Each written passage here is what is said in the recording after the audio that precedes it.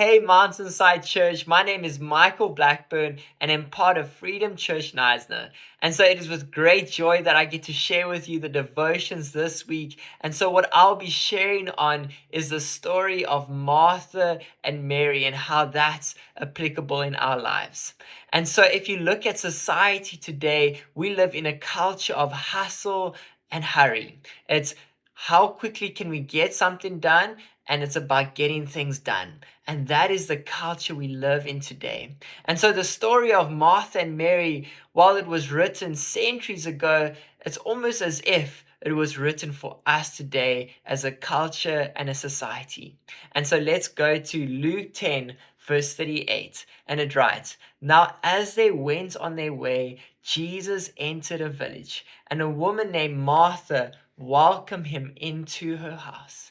And so this is a beautiful picture of Martha welcoming Jesus into her home. But the sad reality is that it ended there.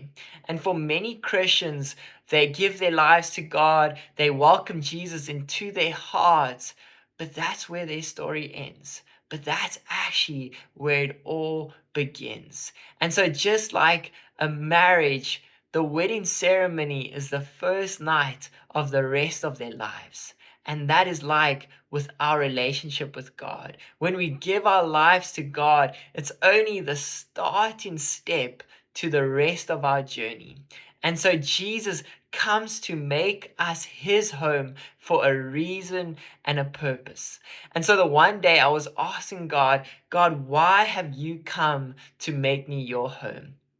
And so I believe he led me to a passage in Matthew 21, verse 11 to 12. And it writes here from 12 to 13, and it writes, "Jesus entered the temple courts and drove out all who were buying and selling there.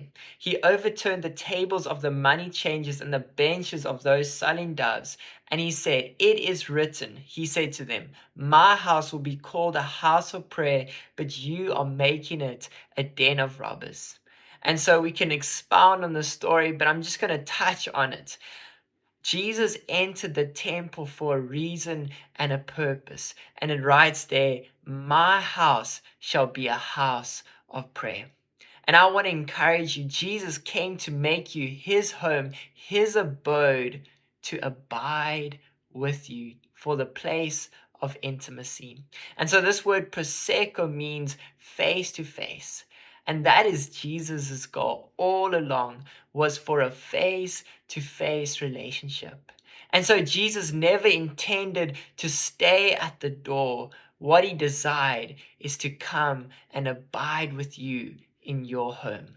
And so that is my encouragement with you, or for you today, is to abide with him in your abode. No, don't be like Martha that leaves him at the door. Let's be like Mary that sits at the feet of Jesus. And so that is my encouragement, and we'll see you next time.